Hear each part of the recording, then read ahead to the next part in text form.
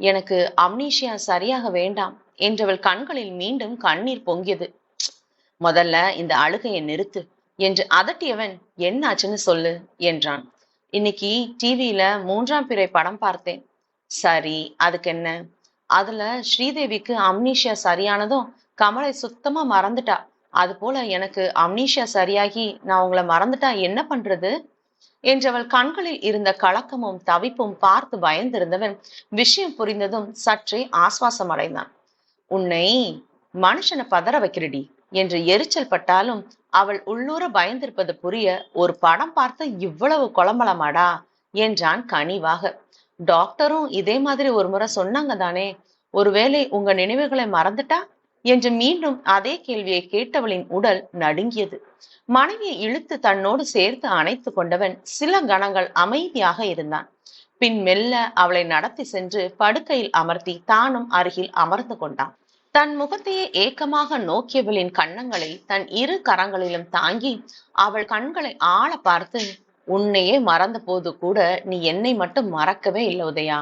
அப்படி இருந்துமா என்ன மறந்துடுவேன்னு உனக்கு சந்தேகம் வருது என்று வினவ அவள் அவன் கண்களையே பார்த்த வண்ணம் இருந்தாள்.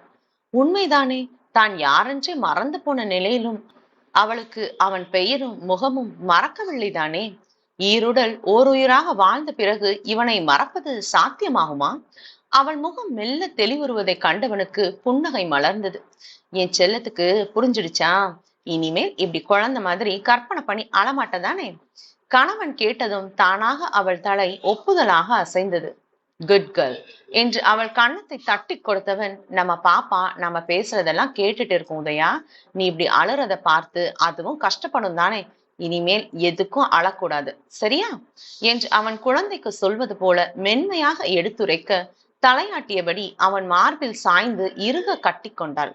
ரொம்ப கவலைப்படாதடா, கர்ப்பமா இருக்கும்போது ஹார்மோன் மாற்றங்களால் இந்த மாதிரி பாதுகாப்பின்மை உணர்வு வருவது இயற்கை என்று டாக்டர் சொன்னாங்க தானே. நீ தைரியமா சந்தோஷமா இருந்தா இது எல்லாத்தையும் நம்ம சமாளிச்சிடலாம். அந்த படம் பார்த்துட்டு எனக்கு ஒரே கஷ்டமா போச்சுப்பா. ஒரு பக்கம் கமலோட நிலைமை பரிதாபமா இருந்தாலும் ஸ்ரீதேவியை நினைச்சுதான் நான் ரொம்ப வருத்தப்பட்டேன். அவ்வளவு பியூர் லவ் யாருக்கு கிடைக்கும்? அவனோட நினைவுகளை மறந்ததால் அவள் இழந்தது எவ்வளவு பெரிய பொக்கிஷம்.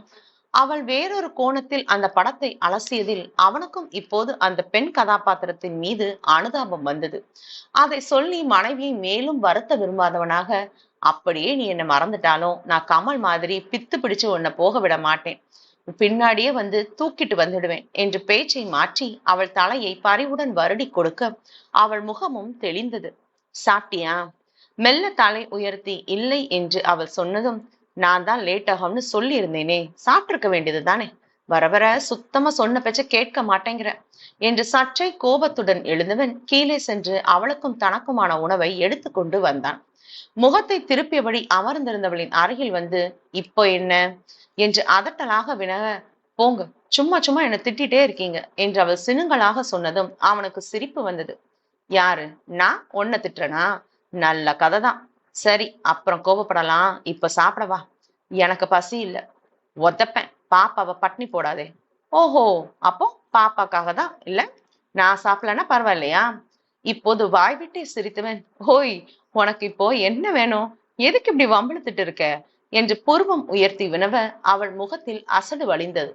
வீட்டு சாப்பாடு சாப்பிட போர் அடிக்குது சூர்யா, வெளியே போகலாமா என்று கண்கள் பளபளக்க வினவ, அதான பார்த்தேன் என்று அவள் கரம் பற்றி உணவு வைத்திருந்த மேஜைக்கு அழைத்து வந்தான்.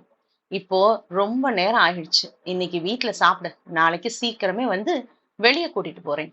அவள் உம்மென்றே அமர்ந்திருக்க, என் செல்ல குட்டியில நான் ஊட்டி விடுவேனா, என் உதயா சமத்தா சாப்பிடுவாளாம், சரியா என்று கணவன் சொன்னதும் அவள் முகம் மலர்ந்தது. இது நல்லா இருக்கு என்றபடி வாகாக திரும்பி அமர்ந்து வாயை திறக்க, சரியான கேள்விடி நீ என்று அவள் மூக்கை பிடித்து ஆட்டியவன் உணவை ஊட்டிவிட, இல்லாத கதையெல்லாம் பேசிக்கொண்டே அவள் உண்பதை கண்டதும் அவன் மனம் நிறைந்தது. பிரேமி பாலா நாவல் சேனலை சப்ஸ்கிரைப் செய்து தொடர்ந்து பிரேமலதா பாலசுப்ரமணியம் அவர்களின் நாவல்களை கேட்டு மகிழுங்கள்.